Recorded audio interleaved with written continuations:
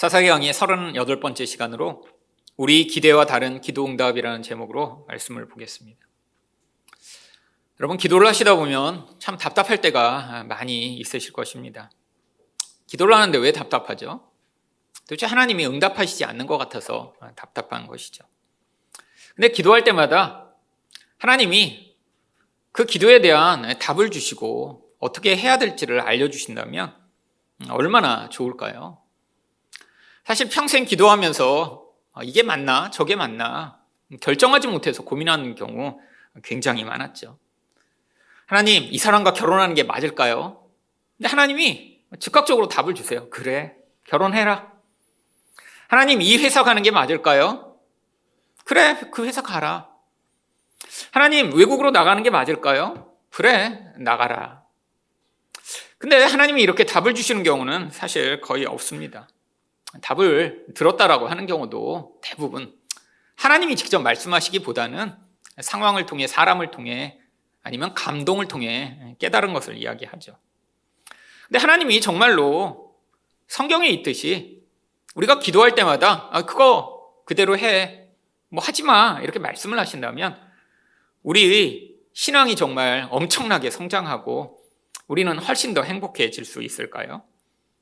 아니라는 것을 오늘 이 본문이 보여주고 있습니다.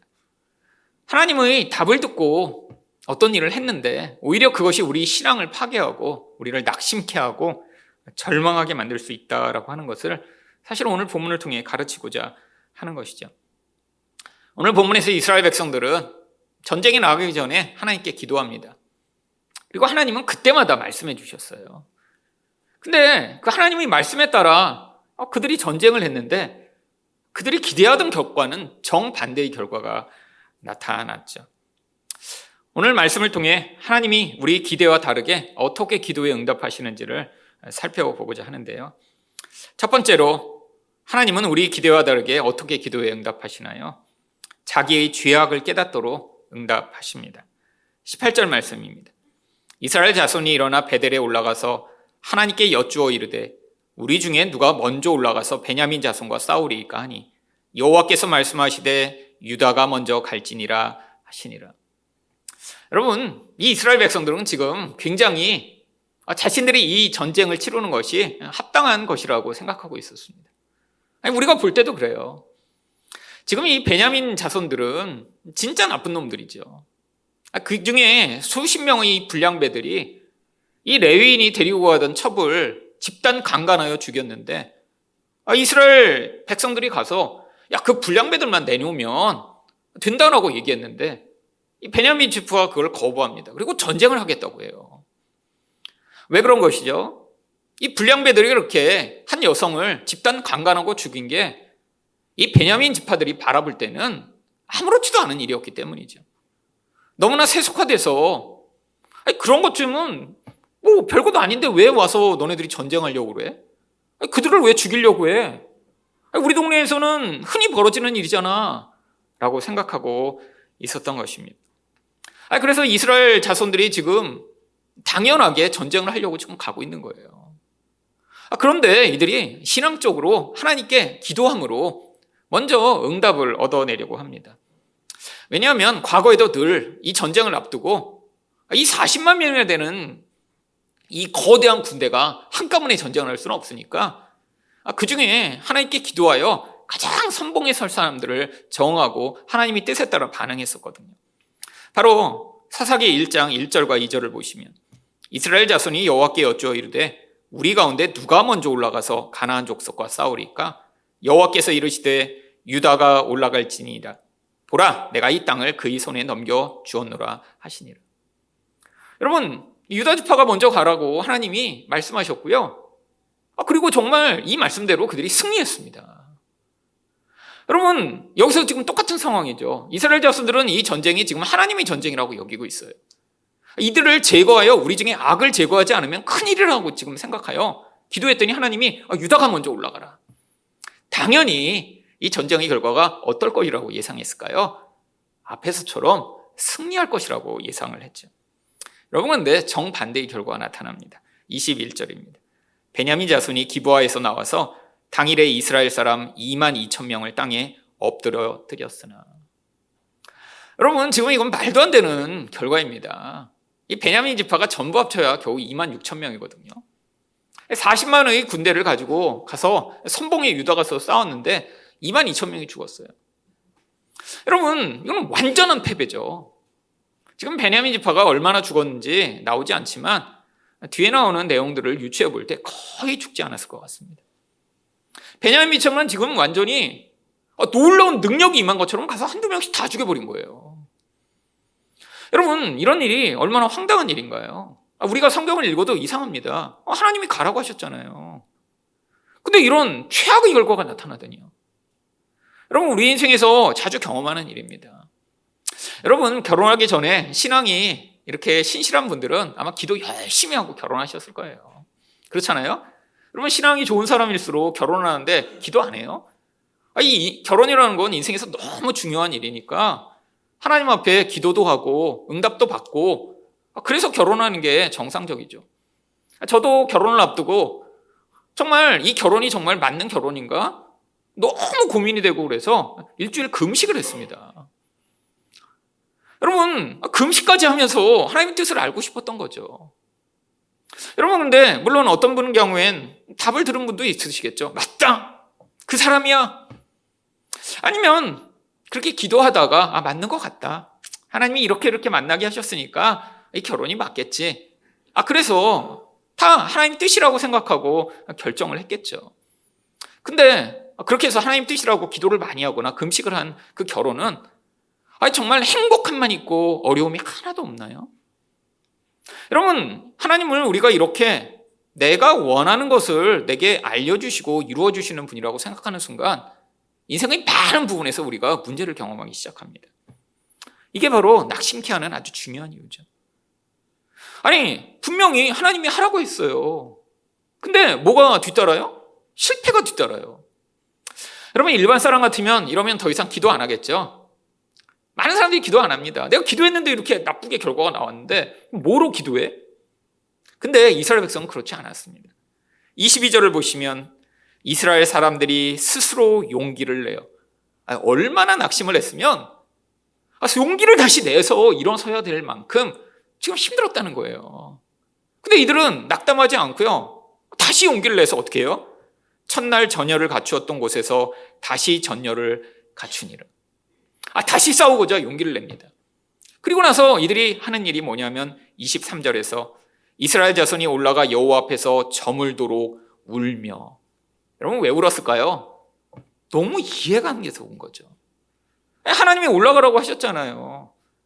과거에는 그래서 그렇게 유다 지파가 올라가서 큰 승리를 거두어 그래서 지금 이 가나안 땅을 얻게 된 거잖아요. 근데 왜 여기선 이런 일이 일어났지? 이해가 안 되고 너무 답답하니까 운 거예요. 그리고 그들이 또 어떡합니까? 여호와께 여쭈어 이르되 내가 다시 나아가서 내 형제 베냐민 자손과 싸우리까 하니 여호와께서 말씀하시되 올라가서 치라. 여러분, 이건 또 구체적입니다. 앞에서는 그냥 올라가라고 하셨잖아요. 근데 여기서는 또 어떻게 하세요? 올라가서 치라.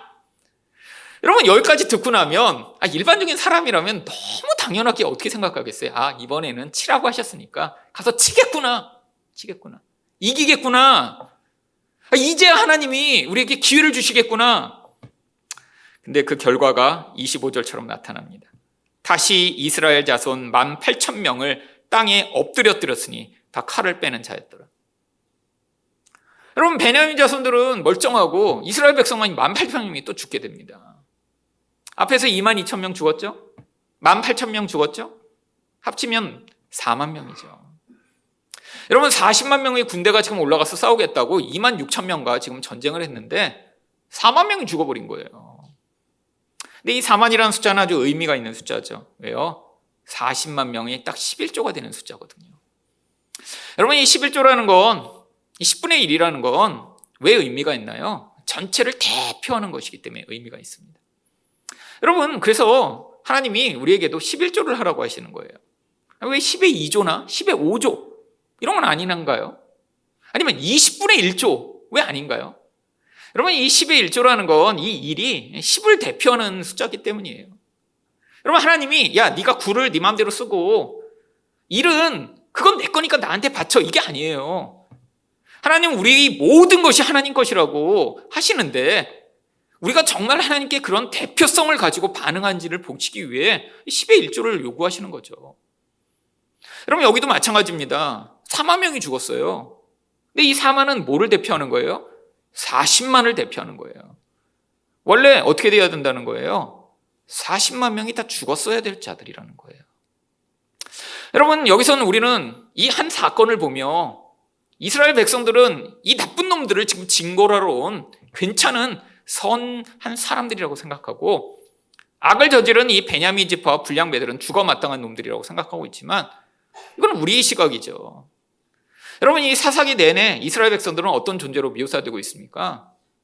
바로 하나님을 믿지 않고 우상 숭배하며, 여러분 심지어는 제사장 레위인까지 다 타락하여 이 우상 숭배에 앞장서며 끊임없이 하나님이 베푸는 은혜를 받아들이지 않고 계속해서 거부하는 이런 악한 무리로 이 사사기 내내 묘사되고 있어요. 여러분 이스라엘 백성 전체가 사실 심판당에 마땅한 존재입니다. 근데 어떤 문제가 있어요? 어떤 사건이 벌어지고 나니까 그 사건을 가지고 우리는 정당한 이런 하나님의 대행자야라고 생각하고 저놈들은 죽어 마땅이라고 판단하는 하나님의 자리에 서게 된 것이죠. 여러분 하나님은 이 사건을 통해 지금 이스라엘 백성에게 뭘 말씀하고 계신 거예요? 너네도 똑같은 놈들이야. 너네라고 다를 거 하나도 없어. 원래 내 기준대로 하면 너희는 다 죽어 마땅한 놈들이야 라고 지금 말씀하고 계신데 깨닫지 못하고 있었던 거예요. 기도의 응답을 어떤 식으로 하신 거예요? 이들이 자기 죄를 깨닫는 방식으로 지금 기도의 응답을 하고 계셨던 거죠. 여러분 이게 하나님과 우리 아주 근원적 차이입니다. 우리는 대부분 기도를 왜 하나요? 내가 내 힘으로 이루기 어려운 것, 뭔가 미래가 불안해서 하나님이 이거 맞다라고 해주시는 그런 응답을 받기를 원하는 마음으로 바로 기도를 하죠. 하나님은 기도에 어떻게 응답하세요? 하나님의 뜻을 이루시는 방식으로 기도에 응답하십니다. 여러분 이게 하나님과 우리의 근원적 차이예요. 여러분 그런데 이 자녀를 키워본 분은 하나님의 마음을 조금 이해합니다. 왜냐하면 여러분 자녀가 뭐를 원하는 대로 해주는 부모라면 어떤 부모겠어요? 이게 나쁜 부모입니다. 여러분 자녀가 어려서부터 원하는 것들은 대부분 뭐예요? 미래도 알지 못하고 아직 지식도 성장하지 못하니까 당장 눈앞에 보이고 나를 만족시키기 걸 계속 요구하죠. 이게 기도잖아요. 내 힘으로 안 되니까 이거 주세요, 저거 주세요. 아이들 계속 요구하잖아요. 아빠 이거 줘, 아빠 사탕 줘, 아빠 권총 사줘, 아빠 이 장난감 사줘. 근데 여러분 부모인데 다 해줘요. 여러분 이건 부모가 아닙니다. 그 아이는 나중에 어떻게 될까요? 바로 인생의 바운더리가 없이 내 욕망을 이루다가 나중에 그게 좌절되는 순간 괴물처럼 변해버리죠. 하나님도 마찬가지예요. 여러분 우리는 지금 내게 좋아 보이는 것들이 너무 많습니다. 아픈 사람은 당장 건강하면 좋겠고 돈이 없는 사람은 돈이 많아졌으면 좋겠고 지금 뭔가를 앞두고 불안한 사람은 그 불안이 해소될 수 있는 뭐가 확고한 뭐가 내게 주어지면 되게 좋겠죠. 여러분 그런데 하나님은 우리 인생에 그렇게 하시지 않아요. 여러분 우리가 좋은 것이라고 하는 것이 정말 좋은 것인가요? 아니 그래서 우리 인생에서 내가 좋은 것을 다 여태까지 이루고 살았다면 어떻게 됐을까요? 여러분 저는 제 인생에서 제가 원하는 것들이 이루어지지 않은 게 너무너무 감사합니다. 근데 하나님이 제가 그렇다고 기도를 안 했나요? 정말로 객관적으로도 여기 계신 모든 분들보다 제가 기도 많이 했습니다. 근데 그렇게 기도 많이 한 결과가 뭐예요? 제가 원하는 것들이 이루어진 게 아니라 하나님의 뜻이 이루어졌죠. 여러분 이렇게 인생에서 기도했는데 내가 원하는 게 자꾸 좌절되면 어떻게 될까요? 그게 한 번이 아니라 두 번, 세 번 반복되면 결국 이스라엘 백성처럼 자기를 돌아보게 되죠. 26절 말씀입니다. 이에 온 이스라엘 자손 모든 백성이 올라가 베델에 이르러 울며 거기서 여호와 앞에 앉아서 그날이 저물도록 금식하고 번제와 화목제를 여호와 앞에 드리고. 여러분 앞에서는 뭐만 했어요? 울기만 했어요. 왜 울었죠? 너무 화나서 내 맘대로 안 돼서 황당해서 낙심해서 그냥 운 거예요. 이건 회개가 아닙니다. 우리도 너무 화나면 울잖아요. 내 맘대로 안 되면 울잖아요. 여러분 애들 뭐 잘 안 되면 그냥 울잖아요. 그게 회개한 건가요? 엄마한테 사탕 달라고 그러는데 엄마가 안 돼! 그럼 막 우는 애들 있잖아요. 아니, 마트에서 장난감 사달라고 그러는데 안 돼! 너 지난주에도 샀잖아. 그럼 막 우는 애 있는데 그게 회개한 건가요? 아니에요. 너무 분한데 힘이 약하니까 화나서 우는 거예요. 이스라엘 백성들이 앞에서 울었어요. 근데 지금 달라졌잖아요. 울 뿐 아니라 뭘 합니까? 금식합니다. 아니, 금식할 뿐 아니라 뭐예요? 번제와 화목제를 하나님 앞에 드려요. 여러분, 번제는 어떤 제사인가요? 나의 죄를 사해달라고 하나님 앞에서 희생물을 바쳐 하나님 앞에 나아가는 제사가 번제예요. 화목제는요, 이제 죄로 말미암아 하나님과의 관계가 깨졌는데 하나님, 나를 다시 하나님의 품에 안으시고 긍휼을 베풀어 주세요라고 하나님과의 관계의 회복을 위해 드리는 제사가 화목제예요. 이제서야 이스라엘 백성들이 뭔가 깨닫기 시작한 거예요. 이게 우리에게 문제가 있구나. 저놈들을 내가 징벌해서 저 나쁜 놈들을 없애는 게 그게 중요한 게 아니라 지금 나에게 문제가 있어서 이 죄를 회개하며 하나님과의 관계를 회복하지 않으면 이 문제가 해결이 안 되겠구나, 이제 깨닫게 된 것이죠. 여러분, 우리 인생 가운데 사실 하나님이 우리가 기도할수록 사실은 어떤 길로 인도하세요? 우리 죄를 깨닫는 길로 인도하세요. 여러분이 영적으로 성숙했다는 건 문제가 없다는 걸 얘기하는 게 아닙니다. 여러분이 영적으로 성숙하고 기도 많이 하면 인생에서 어떤 결과가 주어지냐면 자기 죄에 대해 점점 민감해지기 시작해요. 다른 말로 얘기하면 자기 죄에 대해 민감하지 않은 사람은 지금 영적으로 성숙하지 못한 거예요. 여러분, 우리는 우리를 잘 알고 있다고 생각하지만 사실 자기 죄를 깨달은 건 하나님의 은혜가 아니면 불가능합니다. 다 인간은 자기중심적이기 때문에 어떤 문제가 발생해도 늘 나는 괜찮아요. 그리고 남의 문제만 커 보이죠. 여러분, 이게 이제 우리의 자기 방어 시스템 아니에요? 끊임없이 주변 사람들은 다 잘못한 놈들이야. 근데 나는 괜찮아. 여러분, 이게 얼마나 보편적인지 사실은 한국에도 속담이 있잖아요. 똥 묻은 개가 겨 묻은 개 나무란다고. 여러분, 어떤 다툼이 있는 곳에도 가보면 다 어떻게 생각해요? 나는 요만큼밖에 잘못 안 했어. 그러니까 별로 잘못한 게 아니야. 근데 너는 크게 잘못했잖아. 여러분, 근데 이런 시각이 변화되는 건 우리가 노력하거나 애쓰는 걸로 불가능합니다. 하나님이 지금 기도에 응답하고 계셔서 이런 자리까지 오게 된 거예요. 우리 인생 가운데도 우리가 기도를 많이 하면 내가 지금 불안한 모든 일이 잘 되고 사업도 성공하고 뭐 취업은 잘 되고 승승장구하고 안 아프고 막 자녀들은 막 좋은 학교 가고, 여러분, 많은 사람들이 기도를 이렇게 생각합니다. 무슨 요술방망인가요? 더 문제는 이전에 이런 종교적 열심으로 뭔가 이런 놀라운 일을 인생에서 한 번이라도 경험한 사람은 그거를 간증이라고 하고 사람들에게 이야기해요. 내가 이전에 이렇게 기도했더니 이런 일이, 좋은 일이 일어났다. 여러분, 성경은 정반대의 이야기를 하고 있습니다. 물론 우리가 기도했다고 인생이 망하고 고통스럽고 힘든 건 아니에요. 하지만 하나님이 이 한 존재를 지금 온전하게 만들어가는 과정 가운데 기도에 응답하시고 계시다면 어쩌면 우리가 기대하지 않았던 일들이 생길 수 있죠. 여러분, 근데 왜 꼭 이 죄를 깨달아야 하나요? 여러분, 죄를 깨닫지 않고 우리가 구원을 받는다면 우리는 이 구원이 얼마나 감사한 것이며 하나님의 은혜가 얼마나 큰지 전혀 깨닫지 못해요. 여러분, 우리는 우리가 죄인이라고 생각하지 않습니다. 우리가 생각하는 죄의 기준은 늘 뭐예요? 다른 사람과 비교해서 저렇게 살인한 놈이랑 나 비교하면 여러분 살인한 적 없잖아요. 사기치고 나쁜 짓 하는 놈들이 세상에 얼마나 많나요? 근데 그들에 비하면 우리는 굉장히 괜찮은 사람들이니까 나는 죄인이 아니라고 생각해요. 성경이 얘기하는 죄의 기준은 도덕적이거나 사회적인 게 아닙니다. 하나님의 영적 시각으로 하나님처럼 되려고 하는 이 인간의 근원적인 부분이 죄인 거죠. 여러분, 그래서 결국 하나님이 먼저 은혜를 베푸실 때 이 죄를 우리가 깨닫는 자리로 인도해 나가시는 거예요. 여러분, 제가 미국에 유학을 떠난 게 정확히 20여 년 전입니다. 2004년 12월에 이제 미국에 갔거든요. 근데 여러분, 그때 미국에 나가기 전에 진짜 기도 엄청 많이 했습니다. 왜냐하면 유학을 나갈 수 없는 상황이었으니까요. 돈이 일단 하나도 없었습니다. 그때 저랑 같이 이제 근무하던 한 목사가 자기가 유학을 나가면서 자기가 이 정도 돈을 모았다고 얘기하더라고요.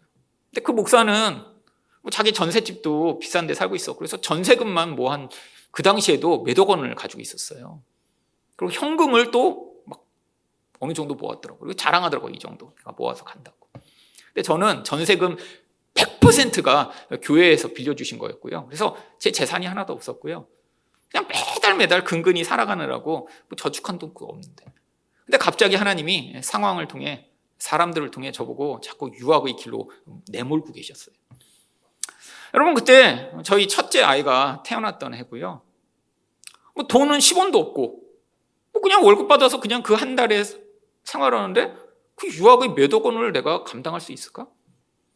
많이 미래가 보이더라고요. 가면 얼마나 고통스러울지. 그래서 그때 이제 사람들이 자꾸 저보고 김일성 유학 가야 돼 그러는데 거부했습니다. 근데 그게 하나님이 개입하고 계신 게 너무 선명해지기 시작했어요. 아니 그냥 뭐 이렇게 해서 뭐 김일성 유학 가 이게 아니라 자기가 기도했더니 하나님이 갑자기 마음을 주셨대요.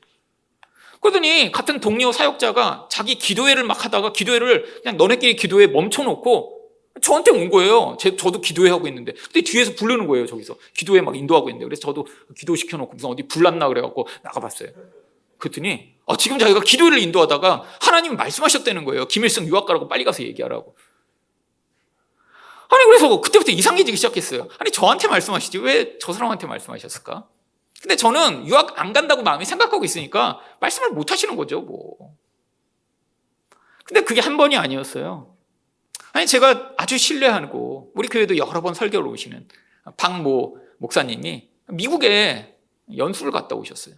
그러더니 미국에 갔다 오시면서 저한테 갑자기 사무실로 부르는 거예요. 사무실 옆에 회의실로. 근데 뭐라고 하시냐면 김일성 목사 자기가 미국에 가서 기도하는데 하나님이 거기서 자기에게 비전을 보여주셨다는 거예요. 말씀하셨다는 거예요. 근데 그분이 약간 사입이 아니거든요. 그리고 정말 제가 신뢰하고 뭐 평소에 그렇게 영파도 아니세요 솔직히. 근데 자기가 정말 하나님이 말씀하신 거라고 하더니 김일성 여기 미국에 가라고 한국에 가서 말씀하셨다는 거예요. 정말 제가 그렇게 그분 설교도 많이 듣고 그랬지만 그런 얘기 하신 게 정말 평생 한 번 있는 일이었어요. 그리고 정말 그분은 믿을 만한 분이에요.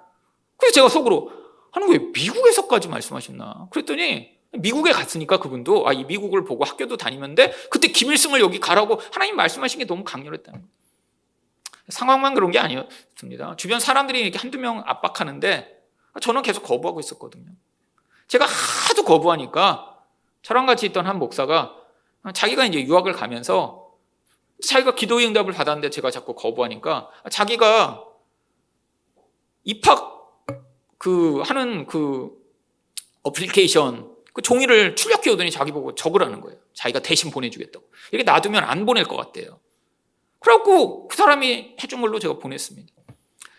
그리고 또 제가 그대로 또 가만히 있으니까 토플 신청하라고 옆에서 다들 그러다가 자기가 토플 신청을 대신해버린 거예요. 그 토플 봐야 가잖아요. 그래서 그때까지 이거 정말 가는 게 맞나? 근데 여러분 제가 그때 생각했어요. 이전에는 영어 공부를 했지만 제가 목사가 되고 7년 동안 영어 한 번도 안 썼거든요. 그런데 토플을 볼 수가 있을까요? 뭐 대학생 때 공부하던 걸 뭐 30살 돼서. 그래서 제가 그때 하나님 이렇게까지 됐는데 그냥 한번 토플을 봐보죠. 근데 이게 점수가 정말 잘 나오면 한번 뭐 진짜인지 한번 시도해 보겠습니다. 근데 제가 7년 동안 토플 공부 한 번도 안 하고 시험 봤는데 제가 대학생 때는 영어 공부 열심히 했거든요. 대학생 때 그렇게 맨날 토플 준비하고 열심히 했던 그 점수보다 최고 점수가 나왔어요. 제 역대 최고 점수입니다. 정말 거의 만점이에요. 거의 만점. 심지어는 제가 대학생 때는 이런 뭐 장문 같은 거 없었는데 장문이 새로 생긴 거예요. 또 그 문제 기억합니다. 장문 문제가 뭐냐면 애완동물을 키우는 장점 혹은 단점에 대해 한 가지 입장을 정하고 논술하시오. 근데 술술 써지는 거예요. 술술 막 장문이. 여러분 장문도 만점 맞았습니다. 이상해요. 나중에 점수가 나왔는데 거의 만점인 거예요. 하버드도 갈 수 있겠어요. 토플만으로. 여러분 근데도 지원을 안 하고 있었어요. 왜요? I-20이라고 입학 허가서가 날라왔는데 1년에 공부할 수 있는 학비 7만 불인가 8만 불을 은행 계좌로 인정해서 보내라는 거예요. 한국 돈 1억 원 정도를 보내야 입학 그게 보내주고 비자를 받을 수 있대요. 그럼 갑자기 1억 원을 어디서 구합니까? 그래서 여기까지구나. 근데 그때 기적이 일어났죠. 저도 그래서 그만두고 그냥 포기하고 있었는데 또 어떤 목사님이 갑자기 전화하더니 요즘 뭐 하냐고 그래서 유학을 뭐 갈까 했는데 돈이 없어서 못 간다 그랬더니 그분이 그러시는 거예요. 일단 한 걸음을 내줘야 홍해가 갈라져. 그래서 자기 간증을 막 전화로 하시는 거예요. 아니 그분도 사랑의 교회에 계시다가 개척을 하셨는데 그때 오 목사님이 5억 원을 주시겠다고 그랬어요. 너 나가는데 나랑 오랫동안 있었으니까 내가 지원금을 주겠다. 근데 이 목사님이 거부했어요. 목사님이 나를 도우면 목사님이 내 목회에 도움이 됐다고 할까봐 저는 그거 싫고요. 하나님이 제가 걸음을 내디면 하나님이 열어주실 테니까 그 돈 받지 않겠다고. 그래서 우리들이 다 뭐라 그랬냐면 약간 목사님이 좀 그게 하나님이 그 돈을 주셨지 어떻게 알아요? 그것도 다 하나님이 주신 거거든요. 그 목사님 마음을 움직여서 안 받겠다고 나간 거예요. 다 받았는데. 근데 이 목사님이 그때 그 얘기를 하시더라고요. 사람들이 나를 다 비웃었는데 그때 이분이 장소도 없어서 집에서 예배드렸어요. 그리고 남의 교회 빌려서 개척 창립 예배를 드렸는데 그 창립 예배 때 헌금이 5억 원이 들어온 거예요. 그래서 그걸로 예배당 마련해서 목회를 시작하셨다고 하더라고요. 그리고 저보러 오는 거예요. 발을 내디져! 김 목사. 어디다 내디져요? 어디다. 뭐 은행 가서 뭐 1억 빌려달라고 그러면 빌려주나요? 어디다 내딛나? 그래서 우리 아버지랑 상의하려고 전화를 드렸죠. 아버지, 이런 일이 있었고 1억 원이 필요하다는데 어디다 발을 내디뎌야 되나요? 그랬더니 아버지가 일승아, 아니 어제 네 동생이 전세 이사 가려고 하다가 그 전세금 지금 마련해서 그 집에 주려고 그랬는데 그 집에 물이 터져갖고 지금 못 이사 가게 됐어. 그래서 전세금 지금 1억 5천 가지고 있다. 어차피 그 돈을 인증만 하면 되거든요. 하루 빌려갖고. 그래서 그 돈을 받아서 그래서 이 은행 잔고증명 증명해갖고 서류가 나왔어요. 아니, 내 돈은 없는데 남의 돈으로 준비만 한 거예요. 준비만 이제. 그럼 진짜 갈 수 있나? 근데 하나님이 떠나기 한 달을 남겨놓고 이 사람 저 사람을 통해 돈을 주셨어요. 그래서 정말 가서 한 학기 정도는 살 수 있겠구나. 비행기표 가격도 없었는데 모르던 분이 오시더니 갑자기 300만 원 비행기표 가격으로 주고 가시고, 이사 갈 비용도 없었는데 그때 같이 미국으로 유학 가던 한 목사님이, 근데 뭐 많은 분이 아니라 다 그분이에요. 이분도 박 목사님입니다. 그분도 같이 그만두고 미국으로 유학을 가셨는데 이분이 자기 집 보낼 때 이 비싼 돈 없잖아. 내가 대신 보내줄게. 그래서 그분이 돈을 대신 내주셨어요. 또 남이 돈을 내주시니까 이게 부작용이 있더라고요. 그럼 다 가져가도 되겠네. 그래서 그때 쓸데없는 뭐 화장대도 들고 가고 미국에 가면서 막 갔다가 다 버렸죠. 하여튼 그분이 돈 다 대주셔서 그래서 간 거예요. 여러분, 근데 이 과정 전에 제 안에 깊은 두려움이 있었습니다. 정말 맞나? 아니, 주변 사람과 상황은 가는 게 맞는데 정말 하나님이 내게 말씀하셨으면 좋겠다. 이게 맞는지. 왜냐하면 전 고통받기 싫었거든요. 그래서 제가 기도 많이 했습니다. 근데 응답이 오지 않아서 그때 계속 불안했던 거예요. 어느 날 제가 새벽 기도를 나가서 그래서 이 본당 2층에 앉아서 기도를 하고 있는데 사람들이 다 갔어요. 근데 그 순간을 잊지 못합니다. 갑자기 이렇게 은혜가 임하는 것 같은 그런 느낌이 오는 거예요. 그러더니 제가 하나님, 제가 가는 게 맞나요? 이렇게 돈 한 푼 없는 알거지가 미국에 가면 얼마나 고생할 텐데 진짜 가는 게 맞나요? 제가 계속 기도하는데 그때 갑자기 제 마음에 그런 음성이 들렸어요. 일승아, 너 먼 여행을 이제 떠나게 될 텐데 먼 여행을 떠날 준비가 되었니? 일생 평생 가운데 정말 이건 하나님이 내 마음을 통해 내게 응답하신 거구나 하는 몇 번의 경험들이 있습니다. 바로 그날이 그랬어요. 제가 그 음성을 딱 듣는 순간 막 눈물이 터져 나오는구나. 먼 여행이구나. 돈도 없고 그러니까 가서 한 2년 정도 공부를 하고 오는 건가? 그렇게 생각했는데 갑자기 먼 여행이라니까 이거 기간이 길어질지도 모르겠구나. 준비가 됐냐고? 준비 안 됐는데. 근데 마음을 한편으로는 이렇게 먼 여행을 가라고 하셨으니까 돈 주시겠지? 가면 모든 일이 잘 되도록 허락하시겠지?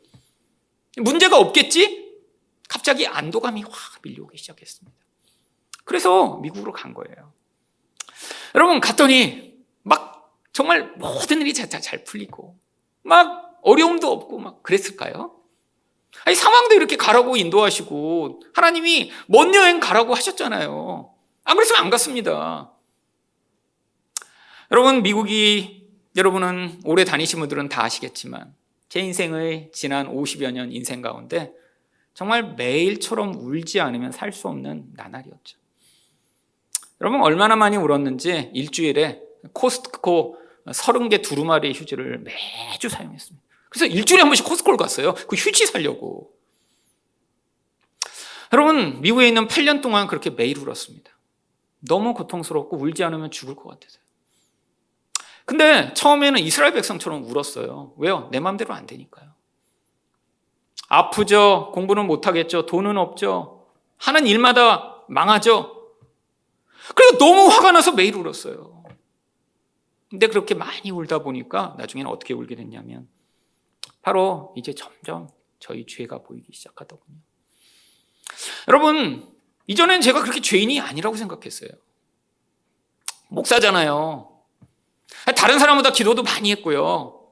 나는 은혜를 많이 받았다고 생각을 했는데 미국에 가서 그렇게 매일 울다 보니까 처음에는 너무 분해서 울었는데 나중에는 내 영혼 안에 이기심과 욕망과 모든 죄악이 가득 차 있다는 사실이 하나씩 깨달아지기 시작했죠. 과거에 나랑 관계가 틀어졌던 모든 사람들이 거기서 하나씩 다 소환되는 거예요. 내가 미워했던 사람들 이유를 알고 보니까 그놈이 나쁜 놈인 줄 알고 저는 미워했거든요. 근데 미국에서 기도하다 보니까 내 마음에 있는 이 악한 마음이 사람들을 다 미워하게 만들었죠. 여러분 미국에서 정말 그렇게 울면서 그때 저희 죄를 정말 깊이 회개하게 되었습니다. 아마 그때 제가 죄인이라는 사실을 그렇게 인정하지 않고 아마 제가 살고 있다면 지금도 아마 저는 제가 20대 때 살고 있는 모습대로 살고 있겠죠. 여러분 저희 20대 때 정말 너무 미워하는 사람이 많았습니다. 왜? 내 기준에 늘면 다 미운 거예요. 그렇잖아요. 사람이 왜 사람을 미워하나요? 마음에 안 들어서 미워하잖아요. 근데 제 20대 때의 저 마음은 정말 나노 마인드였어요. 나노 마인드. 너무 좁아갖고 그 마음에 들어오는 사람이 없는 거예요. 머리가 길어? 뭐 인간이 뭐 이렇게 머리를 길게 하고 다니. 아마 제 20대의 마인드로 제가 살았으면 제가 아주 지옥처럼 고통스러웠겠죠. 왜요? 마음은 이렇게 나노 마인드인데 소심해요 또. 그러니까 말은 못해. 그럼 어떻게 되나요? 이게 우울증에 걸리는 겁니다. 마음에 안 들어 다 안 드는데 가서 머리 잘라. 너 그렇게 말하지 마. 너 열심히 해. 이렇게 하고 싶은데 말은 못 하잖아요. 그럼 그게 안에서 부글부글 이 나쁜 새끼 죽어라. 이러고 이제 살고 있는 거죠. 그렇잖아요? 저는 20대 그렇게 살아서 매일 과민성 대장 증상으로 뭐만 먹으면 설사하고 뭐만 먹으면 맨날 예민해서 막 너무너무 고통했어요. 여러분 근데 하나님이 제 영혼 안에 저를 요동케 하던 그것들을 그때 하나하나 끄집어내셨어요. 어떻게 해요? 기도에 응답하심으로. 인생에서 가장 기도 많이 할 때 하나님이 그 기도에 응답하셔서 내가 얼마나 영혼 안에 하나님의 은혜 없으면 쓰레기 같은 존재로 살고 있는지를 보여주시고 그것이 저를 파괴하던 그 악한 영향력으로부터 구원케 하신 것이죠. 여러분 만약에 제가 이런 과정이 유학의 과정이고 기도의 응답인 걸 미리 알았더라면 절대로 유학을 안 갔을 것입니다. 근데 몰랐기 때문에 갔죠. 근데 유학 간 게 그래서 잘못됐나요? 아니요. 저는 유학이 없어서 아마 지금 목회 못하고 있을 거예요. 하나님이 근데 그 과정을 통해 제가 하나님도 새롭게 알게 되고 말씀이 원래 무슨 의미인지를 깨닫게 하시며 무엇보다 저를 가장 고통스럽게 만들던 이 죄악의 영향력에서 많은 자유와 은혜를 베풀어 주셨죠. 여러분 기도의 응답이 우리 뜻과 다를 때가 너무 많이 있습니다. 여러분 기도에서 여러분이 어떤 일을 시작하실 때 문제가 생길 수 있어요. 기도 많이 하고 결혼했는데 그 결혼에서 어려움이 있을 수도 있어요. 근데 괜찮다는 겁니다. 하나님이 여러분의 인생 가운데 있는 이 모든 일들이 그런 기도하는 과정 가운데 일어나고 있다며 하나님이 그 모든 것들을 주도하고 계시며 하나님이 우리 인생에서 이 죄로부터 벗어나는 구원의 은혜를 지금 베풀고 계신 거예요. 물론 그 과정을 지날 때는 고통스럽고 힘들겠지만 하나님의 은혜의 손길로 말미암아 우리는 날마다 그 죄악에서 벗어나 하나님의 은혜를 누리는 자리로 성장해 나가는 것입니다. 여러분, 이걸 깨달아야 이 구원이 너무 감사한 거예요. 정말 나 같은 자를 하나님이 세상에 긍휼히 여기시고 불쌍히 여기시며 구원하시다니, 그래야 하나님께 찬양과 경배를 돌릴 수 있는 것이죠. 바로 자기의 죄악을 깨달아 하나님께 이런 은혜에 찬양하는 여러분 되시기를 예수 그리스도 이름으로 축원드립니다. 두 번째로, 하나님은 우리 기대와 다르게 어떻게 기도에 응답하시나요? 불의한 부분을 제거하기 위해 응답하십니다. 28절 말씀입니다. 이스라엘 자손들이 여쭈기를 우리가 다시 나아가 내 형제 베냐민 자손과 싸우리까 말리이까 하니 여호와께서 이르시되 올라가라, 내일은 내가 그를 내 손에 넘겨주리라 하시니라. 여러분, 이제야 질문도 바뀌어요. 예전에는 누가 먼저 올라갈까요? 당연히 올라가야 된다는 거잖아요. 근데 뭐라고 해요? 올라갈까요? 말까요? 하나님 뜻이면 안 가겠다는 거예요. 내가 주도권을 가지고 남을 죽이던 파괴하는 그런 자리에서 내려와 하나님의 뜻에 복종하겠다라고 지금 반응하고 있는 거예요.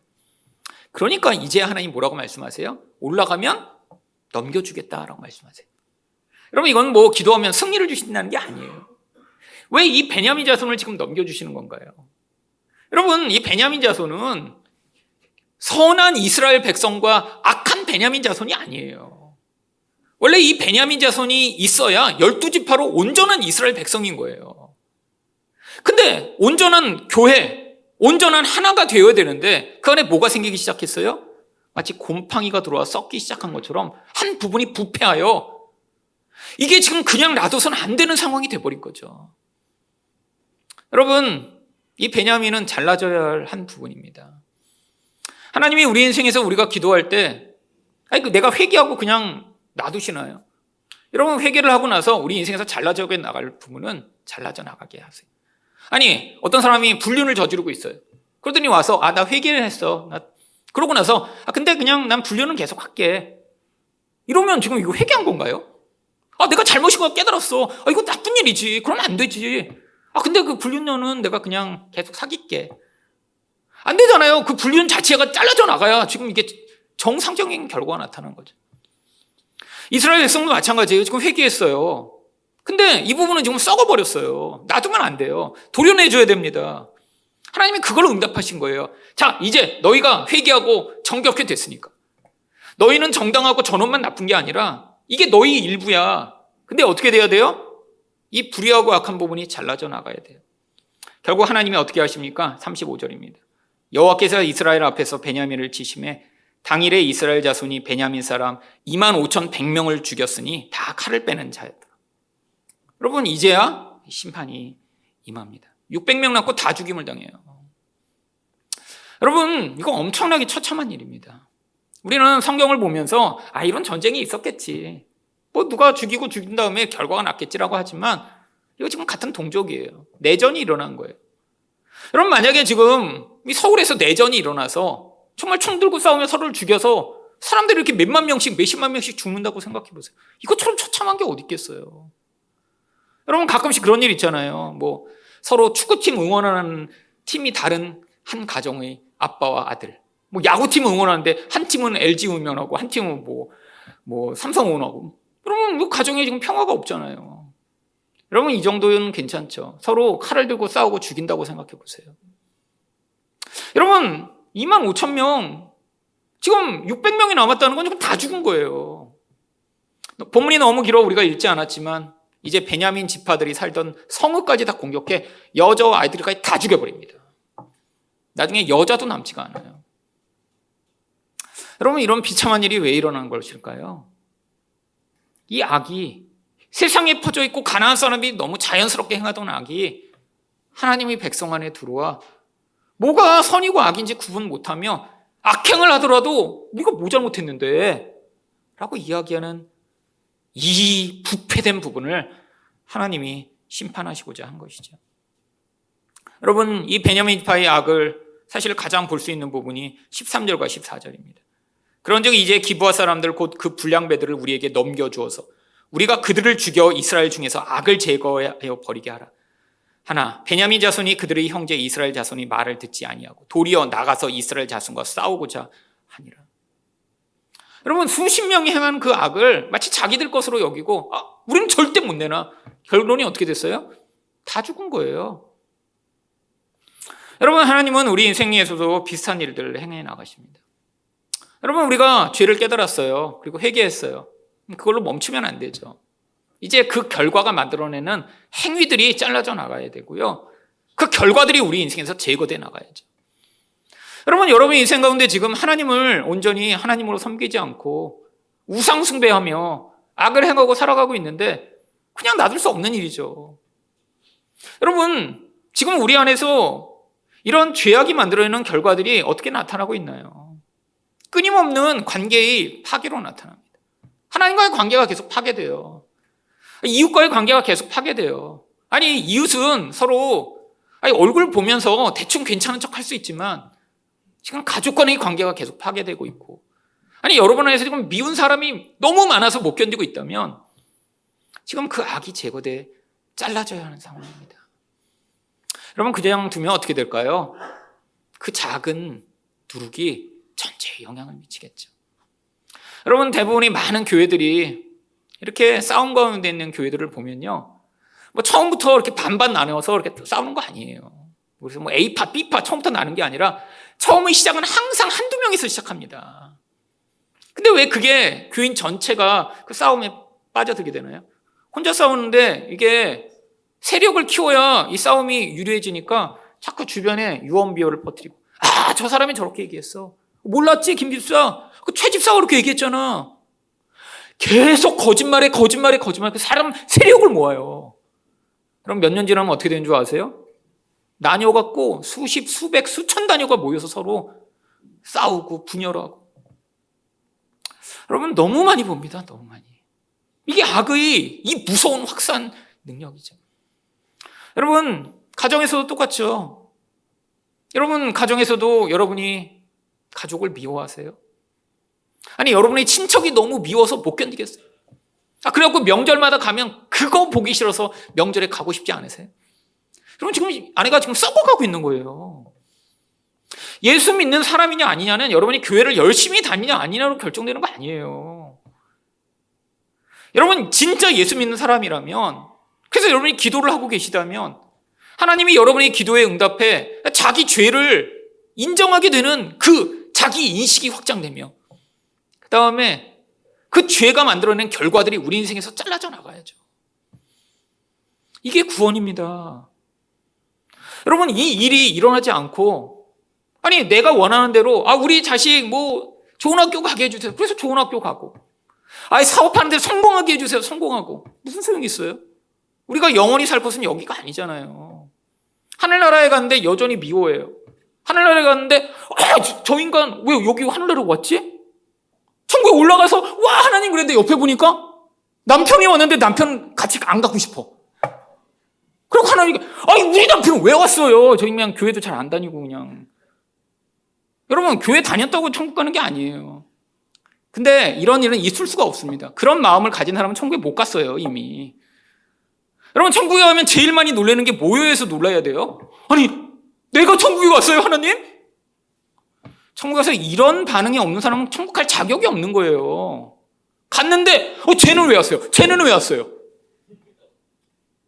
여러분, 하나님 어떻게 내가 천국에 왔죠? 아니, 나 같은 죄인을 어떻게 하나님이 천국에 부르셨죠? 이런 사람이 다른 사람을 향해 쟤는 왜 왔죠? 쟤는 왜 왔죠? 할 수 있을까요? 여러분, 모든 문제는 여기에서 시작됩니다. 우리는 지금도 끊임없이 내가 뭔가 잘하는 거, 내가 뭔가 잘난 거, 내가 뭔가 하는 걸 가지고 남을 지금 계속 판단해요. 교회에 오면 더 문제예요. 세상에서는 세상의 기준으로 판단하잖아요. 얼마나 좋은 차를 탔나, 얼마나 예쁜가, 얼마나 좋은 집에 사나 노골적으로 드러냅니다. 여러분, 근데 교회에서는 거기다가 뭘 추가해요? 얼마나 열심히 신앙생활을 하는가, 얼마나 종교적 열심을 보이는 사람인가. 여러분, 그거 아무 소용없어요. 하나님이 우리에게 관심 있는 것 딱 하나입니다. 예수를 믿는가? 예수를 믿는가? 진짜 다른 것 의지하지 않고 예수만을 믿는가? 예수를 믿는다는 건 내가 의존하는 모든 것들을 내려놓어야만 가능한 거예요. 나는 죽어마땅한 자인데 하나님, 그래서 제가 예수님만을 믿고 끝까지 가길 원합니다. 여러분, 이 마음으로 가진 자들의 인생 가운데 하나님 개입해 오십니다. 기도를 할수록 하나님은 어떻게 하세요? 우리 안에 있는 이 죄를 깨닫게 하시고 죄의 근원이 되는 영향력을 잘라내시며 이제 점점 예수님과 같은 모습만 우리 인생에서 남아있게 하셔서 우리 인생을 마칠 때 우리가 하나님, 제 인생은 은혜군요. 하나님이 저같이 부끄럽고 추하고 더러운 자를 이렇게 은혜로 덮어가시며 죄를 잘라내셔서 제가 이 자리에까지 이르게 됐군요 라고 고백할 이 사람. 이 사람이 바로 예수님과 같아진 사람, 옛사람이 제거된 사람으로 하나님의 품에 안기게 되는 것이죠. 여러분, 지금 기도를 안 하고 계시다면 아마 이런 일들이 잘 일어나지 않아. 뭐 이렇게 죄를 자꾸 깨닫고 뭐 이렇게 죄가 잘라지겠어. 지금 어린아이 같은 반응이에요. 여러분, 요즘 기도를 많이 하고 계세요? 기도 많이 하면 아마 아니 왜 이렇게 자꾸 내가 죄인이라고 깨닫게 되지? 왜 이렇게 자꾸 내가 평소에 하던 거 자꾸 못하게 하시지? 이런 반응이 나올 거예요. 이래서 기도를 안 한다면 여러분은 죄의 영향력에 여러분 인생을 점점 지배해 더 고통스러워지겠죠. 하나님이 기도 안 한다고 우리 인생에 그냥 놔두시는 거 아니에요. 반드시 개입해 오시고요. 반드시 구원해 나가실 것입니다. 하나님이 놀라운 은혜로 말미암아 이 구원의 은혜와 기쁨을 누리는 여러분 되시기를 예수 그리스도 이름으로 축원드립니다.